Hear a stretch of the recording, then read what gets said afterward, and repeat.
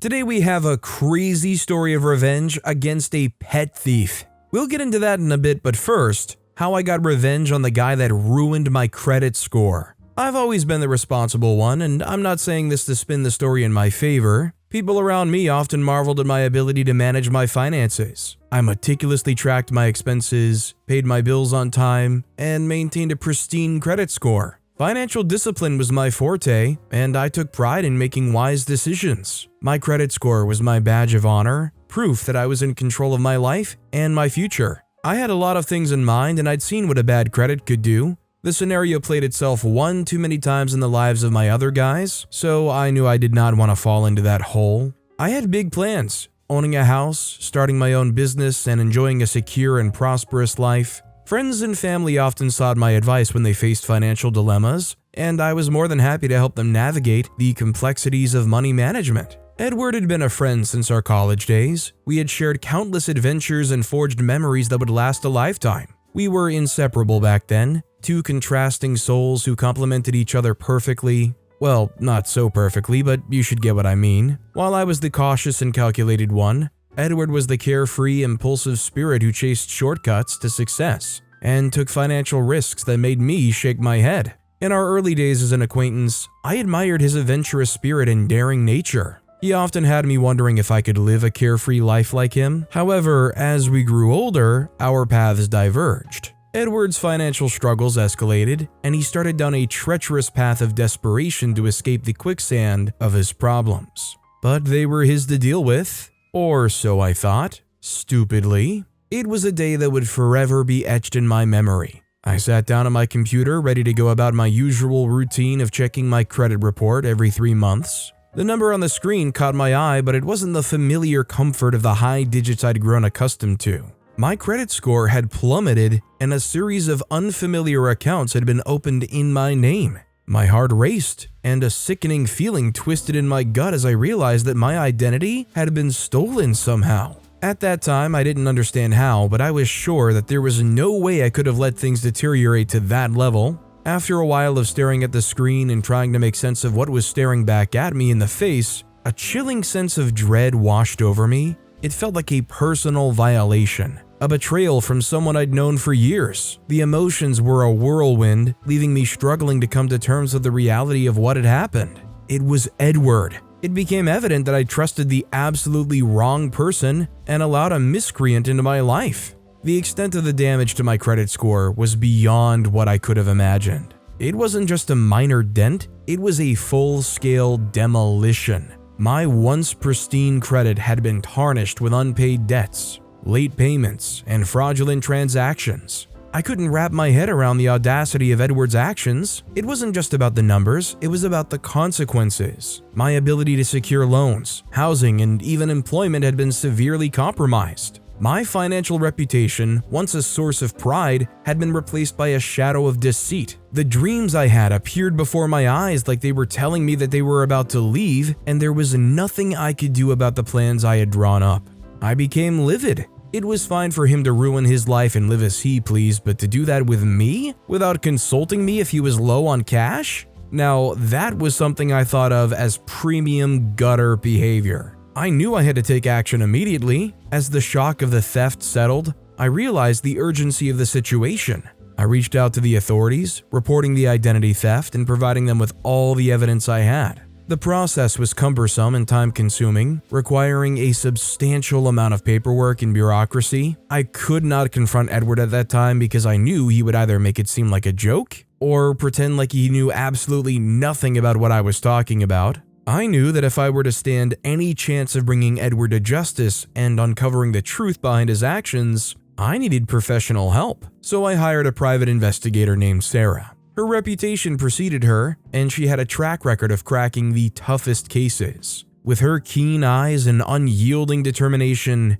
Sarah was my best hope. She delved into the case with an unwavering commitment, and her early findings sent shivers down my spine. Sarah uncovered financial troubles that were far more dire than I'd imagined. Edward had amassed a mountain of debt, and it seemed that desperation had driven him to make the fateful decision to steal my identity. Apparently, stealing my identity was a last resort after he'd gone through all of his supposed contingency plans. As Sarah delved deeper into Edward's financial troubles, it wasn't just a case of personal desperation, there was a dark underbelly to his actions. It became apparent that Edward was entangled with a group of his friends who were involved in similar illicit activities. Their MO was targeting unsuspecting individuals to steal their identities and manipulate their financial resources. They saw this criminal behavior as a way of life, a means to achieve quick wealth without being held accountable. It was a shocking realization that Edward wasn't acting alone, he was part of a dangerous collective, and the implications were staggering. My understanding of the group's activities grew as Sarah continued her investigation. It was a chilling realization that my once trusted friend Edward was deeply involved in a web of illicit dealings alongside his friends. They considered themselves experts in identity theft and financial manipulation, carefully calculating every move. I had unwittingly become a victim of their criminal enterprise. With Edward's actions exposed and the criminal organization's ominous presence looming, I was faced with the arduous task of rebuilding my life. I embarked on an intense effort to restore my credit score, attending financial education courses and working tirelessly to pay off accumulated debts. It was a slow and often frustrating process, but my determination never wavered. The path to recovery was filled with sacrifices and hardships. I worked extra hours and cut back on luxuries to hasten my journey back to financial stability. My social life suffered as I focused on rebuilding my life. Despite the isolation, I knew that giving up was not an option. My future depended on reclaiming what was rightfully mine. My obsession with bringing Edward to justice consumed me. The betrayal ran deep, and I couldn't rest until he faced the consequences of his actions. Every waking moment, I thought about how he had kept me in the shadows as he continued to plot behind my back, and the rage within me grew. I needed to expose the truth and ensure that he paid for the havoc he had wreaked on my life. To execute my plan for revenge, I enlisted the help of my dedicated private investigator, Sarah, and a small but dedicated group of allies who shared my desire for justice. We began crafting a detailed strategy to bring Edward and the criminal organization to their knees. The plan was meticulously designed. With every step considered and every contingency planned for, we would leave no stone unturned in our pursuit of justice. As Sarah and I delved deeper into the investigation, we learned about Edward's vulnerabilities and the organization's weaknesses. We discovered that Edward had his own fears and secrets, which we could exploit to our advantage. More, it was a good thing that he was supposed to be a friend. There were certain things I knew about him that came in handy in piecing the information together, but you can be certain that it was not an easy task. The point was to find something on each of them, starting with the criminal that I once called my friend. Then from him, we move on to the others. He was the one I was really particular about because I was directly affected by him. I could not let it go. I tried to, but I just couldn't get rid of the unfairness of everything that I felt. Our understanding of their vulnerabilities became the key to dismantling the criminal empire that had caused so much harm. The pieces of our plan were falling into place, and the stage was set for a confrontation that would test our resolve and determination. But finding something on them was like the beginning of the whole scene.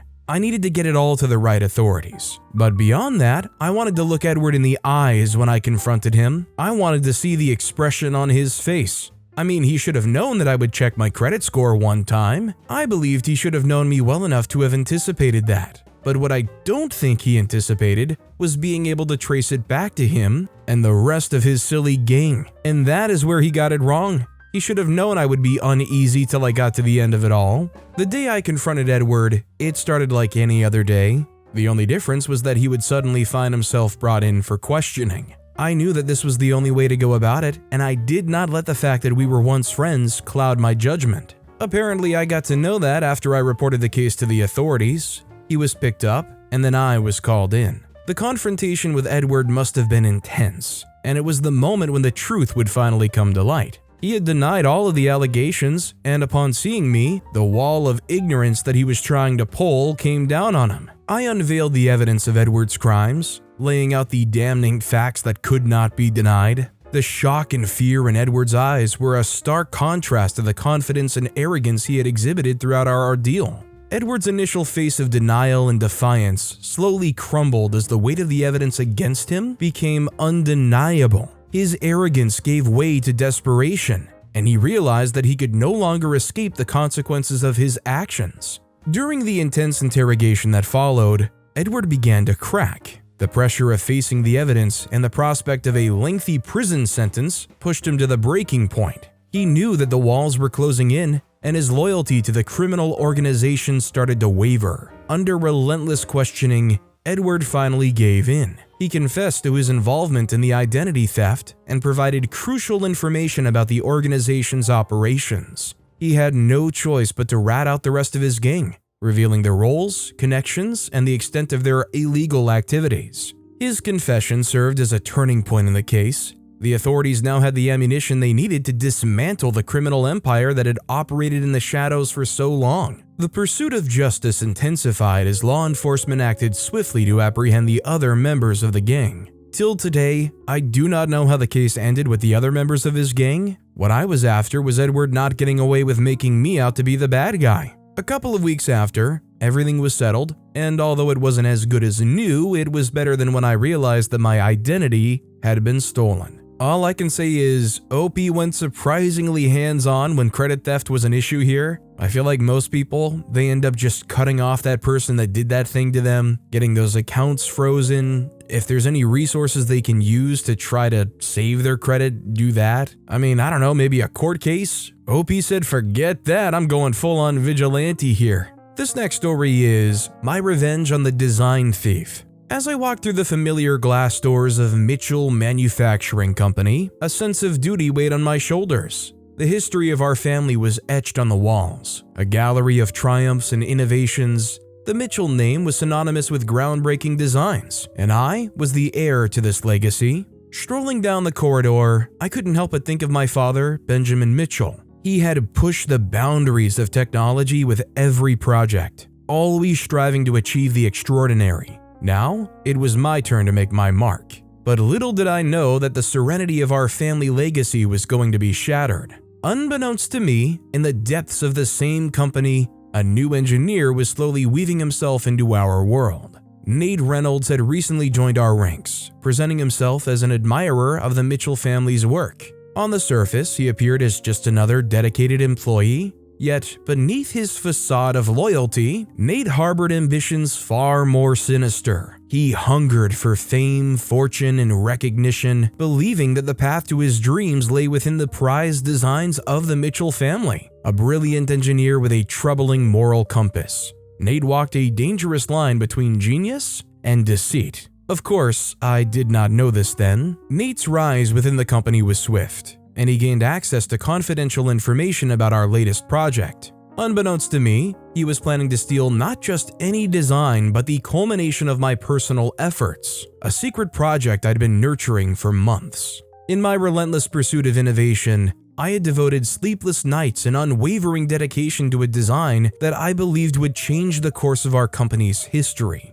This project was my masterpiece, my way of etching my name into the annals of the Mitchell legacy. It was a secret I had guarded closely, one that held my hopes, dreams, and the pride of my family. Mitchell Manufacturing Company had a storied history that spanned generations. Founded by my great-grandfather, Samuel Mitchell, it started as a humble workshop in a small town, driven by the belief that innovation could change lives. Over the decades, it grew into an empire known for its pioneering contributions to various industries. Our family company's significance extends beyond the realm of business. It had become a symbol of excellence, integrity, and a commitment to improving the world through innovative technology. Every product we designed had the potential to reshape industries and enhance lives. The heart of our family's success lies in the invaluable designs we created. We were the architects of inventions that transformed the landscape of countless sectors. Our innovations ranged from groundbreaking medical devices that saved lives to cutting-edge sustainable energy solutions that powered a greener future.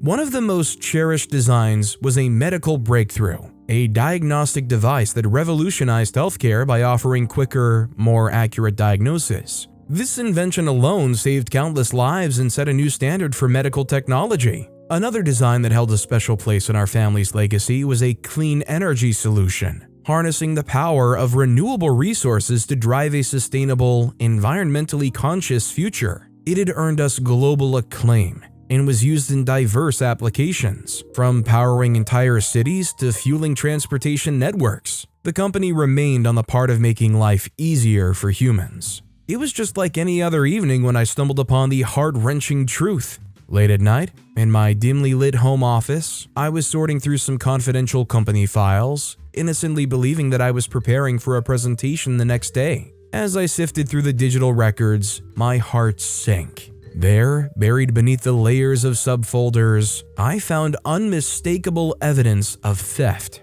Nate had been systematically siphoning off our family's most prized designs, transferring them to an external drive under the cover of darkness. Shock coursed through my veins as I replayed the past months in my mind. The missed clues, the subtle signs, and the inexplicable late nights in the office suddenly fell into a sinister pattern. I didn't want it to be Nate, but there was no way I could explain away what I had seen. It was really just too much of a coincidence. The shock of the discovery quickly gave way to seething anger. I felt a primal rage building within me, threatening to consume my rationality. Every sleepless night, every sacrifice I made to bring my project to life had been in vain. It was as if my dreams had been stolen along with the designs. The anger wasn't just at Nate, it was at myself for allowing this breach of trust to occur. To compound the betrayal, I discovered that Nate had already started to pass off our stolen designs as his own creations. He had taken our proprietary medical device and presented it to the board as his brainchild. He eloquently explained how he had come up with the revolutionary concept,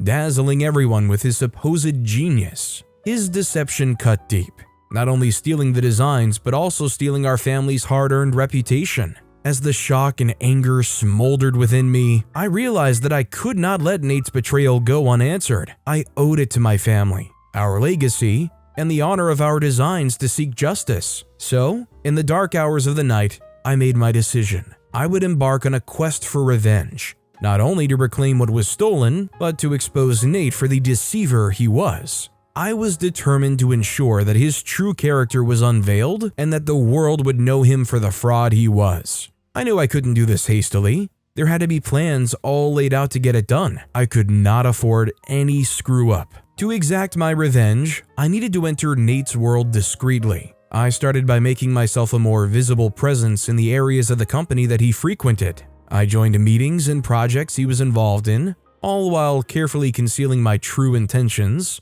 This strategy allowed me to observe his behavior, discern his patterns, and find opportunities to exploit his vulnerabilities. I also began socializing with the same circle of colleagues and friends as Nate. I attended after-work gatherings, subtly steering conversations toward topics that would reveal more about his personal life. This way, I could gather the information I needed to understand him better to ruin his life properly. But more than that, I needed him to view me as a non-threatening ally. It required establishing a facade of friendship and trust. I listened to his concerns and acted as a confidant, offering assistance and advice on projects, while discreetly nudging him toward actions that would serve my ultimate plan. Our interactions became more frequent, and slowly, Nate began to drop his guard. He started to confide in me about his ambitions, his fears, and even his personal struggles. This newfound intimacy between us was strategic, as it allowed me to get closer to him, uncovering more of his weaknesses. He saw me as a fool, and that was his second mistake. The first mistake was stealing from my family. The closer I got to Nate, the more I realized that his aspirations were both his strength and his weakness. He was obsessed with recognition and fame, to the point where he was willing to do whatever it took to achieve it. This obsession had led him down a dark path of deception. I also discovered that Nate had a penchant for overindulgence, particularly when it came to gambling. He was drowning in debt, which I learned from his confidential conversations with me and a little digging. It was a chink in his armor, a vulnerability that I could potentially exploit to my advantage. With an intricate understanding of Nate's vulnerabilities,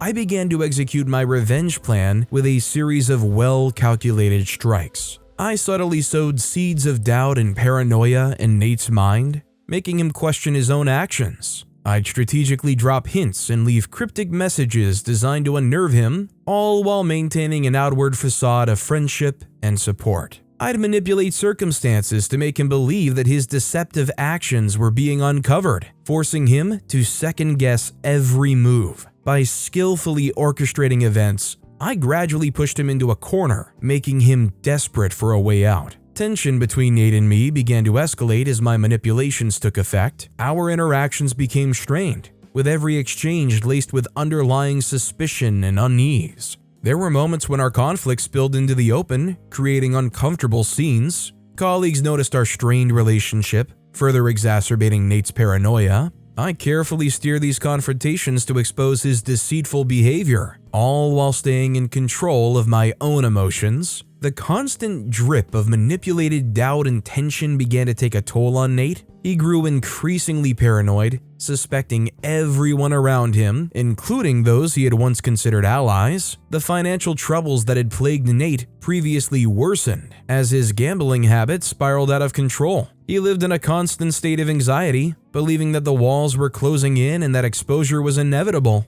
The stress etched lines on his face and left him perpetually on edge. The weight of my manipulations bore down on Nate, and he could no longer ignore the unsettling feeling that had consumed him. He began to connect the dots, realizing that the shadows of doubt and paranoia were not mere coincidences, but part of a well-orchestrated scheme. The sense of impending doom crept into his every thought and action. With Nate's world teetering on the edge of collapse, the time had come to reveal my true identity and intentions. I invited him to a friendly meeting, away from the prying eyes of our colleagues and the trappings of our workplace. I arranged a meeting where Nate believed he would retrieve more of my stolen designs. As he eagerly arrived, I welcomed him with a facade of cooperation, leading him into a room where he expected to find the coveted files. But instead, he found the evidence of his deceit sprawled out before him. Documents, recordings, and witness testimonials, all detailing his theft and manipulations. Nate had walked into a meticulously crafted trap, sealed and irrefutable. This was where I confronted him with all of the things I knew. The shock and disbelief that crossed his face as I disclosed the extent of my knowledge were evident. His initial attempts at denial crumbled as I presented irrefutable evidence of his theft, lies, and manipulations. I watched his bravado disintegrate, leaving a man exposed, vulnerable, and cornered. With a voice that carried the weight of generations, I pronounced his fate, ensuring that the designs he had stolen were returned to their rightful place. The legacy of the Mitchell name would remain untarnished. Nate, however, would pay for his treachery. The consequences for Nate were swift and devastating. The evidence I had amassed was not only enough to expose his fraudulent actions within our company, but also to alert the authorities to his illegal dealings outside of it. He faced both professional and legal repercussions, with his reputation in tatters. Like I said, it wasn't enough to kick him out and out of work. I had to make him eat his words and return the glory back to my family. Financial ruin soon followed as he was forced to repay the ill-gotten gains he had acquired from selling our stolen designs. Nate's downfall was public, and his name was synonymous with deceit. He lost not only his career, but the trust of those who had once been close to him. This was how I got the revenge from the shadows. Till today, I still have a feeling that if Nate had known who I was, he would not have let his guard down, and by extension, I would not have been able to get my revenge on him. For this, I remain grateful that my father let us live our lives separate from the company's name. I mean, when it's not just like your inheritance or your job, but it's like your whole family's legacy that you care so deeply about, it's kind of a situation where OP had nothing to lose and potentially everything to gain back. It's not surprising to me in the least bit that OP would lay it all on the line to try to get this guy caught. Our next story is My Sweet Revenge on the Pet Thief. I had always been a person of deep empathy, and my heart had found its greatest solace in the companionship of a little tuxedo cat named Whiskers. Whiskers was more than just a pet. He was a confidant, a source of endless comfort, and a constant presence in my life. Our bond was one forged through countless cuddles, playful pounces, and late-night conversations as we gazed at the stars through the window. Whiskers, with his inquisitive green eyes and a penchant for nuzzling against my cheek, seemed to understand me in a way that no human ever could. I had rescued him from a shelter, and in return, he had rescued me from the loneliness that had haunted me for so long. Our connection was a testament to the profound love that can exist between a human and an animal. Then there is Matthew. Matthew, a man whose motivations were shrouded in mystery. Matthew lived in the house next door, and from the moment he moved in, I couldn't help but feel that something was amiss. He had a brooding, enigmatic aura about him,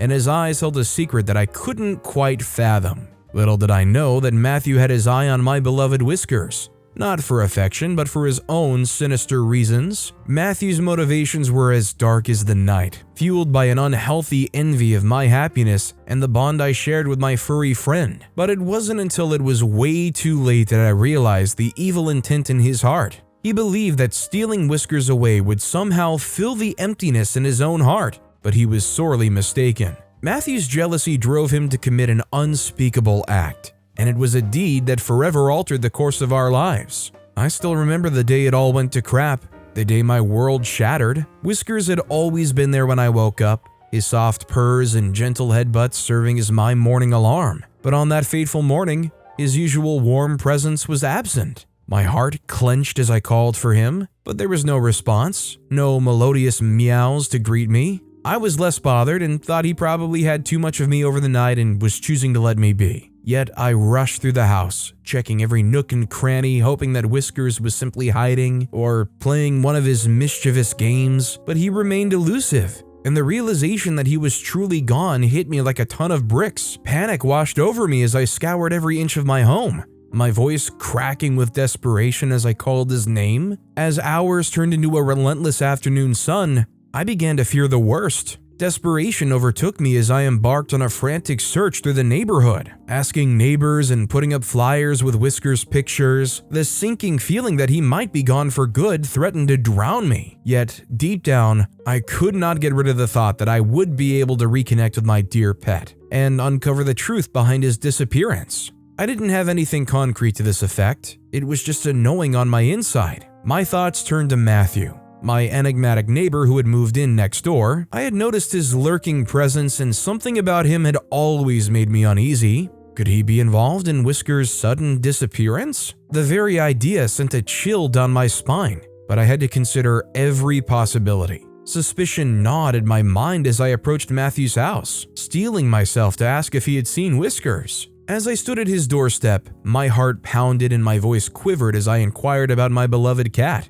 Matthew's expression remained inscrutable, and he denied any knowledge of Whiskers' whereabouts, his words coated in a thin layer of deceit. Matthew's denial was infuriatingly convincing. He met my inquiries with a cool composure that sent shivers down my spine. With a placid smile, he maintained that he knew nothing of Whiskers' disappearance, gaslighting me in a way that left me second-guessing my instincts. He claimed innocence so artfully that I began to doubt my own suspicions, wondering if I'd let my imagination run wild. As days turned into weeks, my frustration grew. I couldn't shake the feeling that Matthew was involved in Whiskers' vanishing act, but without concrete evidence, I was trapped in a maddening cycle of doubt and suspicion. Yet I couldn't let go of the nagging feeling that Matthew's secrets went beyond the surface. I began to keep a meticulous record of his activities, noting his peculiar movements and strange habits, all in hopes of finding a chink in his armor. My relentless pursuit of the truth led me to a breakthrough that would expose Matthew's deception. I was searching through my own backyard, retracing my steps in a desperate attempt to find any traces of Whiskers. That's when I stumbled upon a torn piece of fabric, a fragment of Whiskers' favorite blanket. It was hidden in the bushes as if someone had tried to dispose of it. A chill ran down my spine as I recognized the fabric as Matthew's jacket. It was a small but undeniable link between him and Whiskers' disappearance. This discovery filled me with determination, as I now had evidence to confront Matthew, evidence that could shatter his web of deceit and reveal the malevolence behind his actions. The days turned into weeks and Whiskers remained missing. Unbeknownst to me, he was enduring a living nightmare. Whiskers had been snatched away from the warmth of our home and thrust into a world of fear and loneliness. Confined to a dim, unfamiliar place, he cowered in the shadows, his once sparkling green eyes now clouded with anxiety. Every meow, once filled with confidence, was now a trembling plea for freedom. Then I saw Whiskers by the front door suddenly. The neglect he suffered was evident in his frail frame and matted fur. Whiskers had always been a sprightly cat, but now he was a mere shadow of his former self. He endured hunger, thirst, and the bitter chill of cold nights. His health deteriorated rapidly as he was deprived of the love and care he had known. Whiskers' bright eyes dulled and his once playful spirit faded. The cruelty he endured at the hands of those who had taken him was a relentless assault on his well-being. Whiskers' spirit waned and the echoes of his once proud purrs were replaced by the sound of suffering. As I learned about Whiskers' suffering, my heart shattered into 1,000 pieces. I couldn't fathom the anguish he had endured. The night spent shivering in the cold, the hunger gnawing at his belly, and the cruel mistreatment he had faced. The guilt was unbearable as I felt responsible for his plight. Seeing Whiskers' deteriorating health was a gut-wrenching experience. It was like someone had taken a part of me and deliberately chewed it up and spat it out when it lost all flavor. As weird as that sounds, I believe that was the case. He was emaciated and his once glossy coat had become a tangled mess. The sparkle in his eyes had dimmed and he struggled to even lift his head. My eyes brimmed with tears as I held him close, vowing to nurse him back to health. The anguish in his eyes mirrored my own, as if he were silently begging for the comfort and safety that he had been denied during his absence. At a point, I just couldn't take it anymore. I could not bear to see Whiskers suffering without anyone taking the blame for what happened to him. The day came to confront Matthew with the evidence I had discovered, the torn piece of fabric linking him to Whiskers' disappearance. As I approached his doorstep, my voice trembled with a mix of anger and pain that had been festering within me for far too long. My knuckles rapped against his door, and when he opened it, his face showed the faintest flicker of unease. I laid the fabric scrap before him, my eyes locked onto him, and I asked the question that had haunted my every waking moment. Why is your jacket fabric here? Why was it hidden in my backyard? Matthew's initial calm facade began to crumble as he stammered out a response, his denials growing more desperate by the second. He claimed that he had no knowledge of how his fabric scrap had ended up in my yard, but his words wavered, betraying the fear that now gnawed at him. Everything within me was boiling over. It took a lot of self-restraint not to knee him in the groin as he continued to deny the truth. I refused to back down, and Matthew's deception could no longer withstand the weight of my evidence. His mask of innocence crumbled, revealing a face contorted by guilt. The confrontation with Matthew had left me with a steely resolve. I was determined to seek revenge for what he had done to Whiskers, and to uncover the truth behind his cruel actions. The love I had for my cat was a blazing fire within me, and it fueled my determination to bring Matthew to justice. I couldn't rest until he understood the magnitude of his wrongdoing. As I sat in my dimly lit living room, I contemplated the best way to make Matthew pay for the suffering he had caused my beloved cat. My mind raced with ideas, but one stood out: psychological warfare. I determined to use my wits to unravel Matthew's sanity, just as he had shattered my world. I knew that Matthew had a few secrets of his own. No one is without their weaknesses, and I was determined to exploit his. Subtly, I began a campaign of ingenious acts that exposed his darker side to the world. I shared carefully curated hints about his questionable past and unconventional habits, sparking curiosity and suspicion among our neighbors. These subtle whispers reached his ears and paranoia began to consume him. As Matthew's paranoia grew, I escalated the psychological torment. Anonymous notes, cryptic messages, and eerie occurrences became a part of his daily life. Every shadow, every creak, and every rustle in the night became a tormenting reminder of the uncertainty that he had thrust upon me when he stole Whiskers. I was determined to make him understand the fear and anxiety he had forced me to endure during Whiskers' absence. With everything I did, I inched closer to my ultimate goal of breaking his spirit, just as he had broken mine when he stole Whiskers. The satisfaction and relief that surged within me were immeasurable. While it couldn't bring Whiskers back, it was a vindication of the love and bond we had shared. Seeing Matthew's torment and realizing that he'd been made to feel even a fraction of the anguish I had suffered brought a sense of justice to my heart. It was closure that I'd yearned for, a small but meaningful victory in the memory of my beloved Whiskers. To be honest, it was not that Matthew came clean about the whole scenario. He couldn't have directly, but it was darn obvious in the sudden change of his actions towards me. Or maybe it was in how he avoided running into me, and whenever he did, he had that look on his face that said I was behind the issues he was facing, but didn't have any proof to pin it on me. That was the same way I felt with him, and I was low-key very glad. Whisker's memory lived on, a reminder of the enduring love we had shared. I had created a tribute in my home, a sanctuary of photos, toys, and the soft blanket he loved. I've not been able to get any other cat because I fear that Matthew would strike again, and I couldn't bear the thought of replacing Whiskers. The story just went on a full-on roller coaster and ended on a sheer drop. OP had a whole section where they said they were going to nurse the cat back to health, and then the next thing you know, they're talking about how Whiskers is gone. It would be really hard not to snap on somebody that would be willingly doing this to not even just your pet, but animals in general. Like, what did Matthew have to gain out of this? Why? But with that being said, that's all the time we have for today. Now, if you want to hear another crazy revenge story, check out that video on the left. Or if you missed my latest video, check out that video on the right. That said, I'll see you all next time with some more stories.